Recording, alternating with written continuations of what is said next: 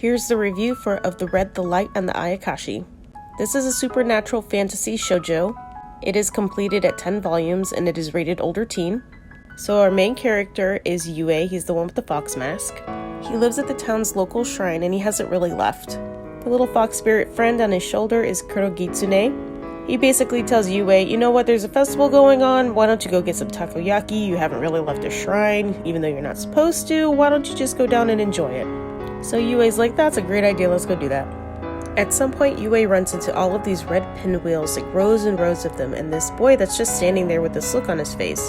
And for some reason, Yue feels like he knows this guy. They get to talking, introduce themselves, and his name is Tsubaki. He seems a bit standoffish, but after a brief conversation, he eventually walks away to go home. And literally running into Yue moments later is this guy with the glasses. His name is Akiyoshi, and he is a classmate of Tsubaki's.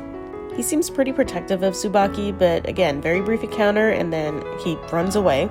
So Yue starts having this vision all of a sudden, and you see all these fox-like shadowy figures? I'm still not entirely sure what they are, and I think that's part of the entire story. You're not entirely in on whatever it is that's going on.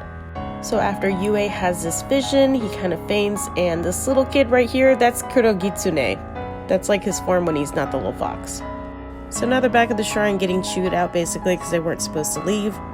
And this little fox-looking girl is Mikoto, who's actually the master of the shrine.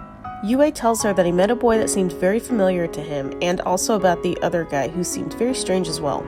So Mikoto, who knows something that we all don't, says he must prepare. It says prepare for the meal, choose one of those guys basically, the one he wants most. It says choose eat, but it's very ambiguous. Now that was the first chapter, and let me tell you, after reading the first chapter, I was very confused. So now I'm just going to talk a little bit about it. I'm not going to try to give away all of the details, but I think there needs to be some details added here. I feel like this is one of those stories where you have to get to a certain point for it to come full circle. Like you have to go so far, and then you'll look back and be like, that makes sense. So if that's not your thing, I totally get that. But this is also very much a mystery, because there's events happening where these guys are kind of involved and people are being spirited away. That means that these people are being whisked to the spirit world without anybody noticing.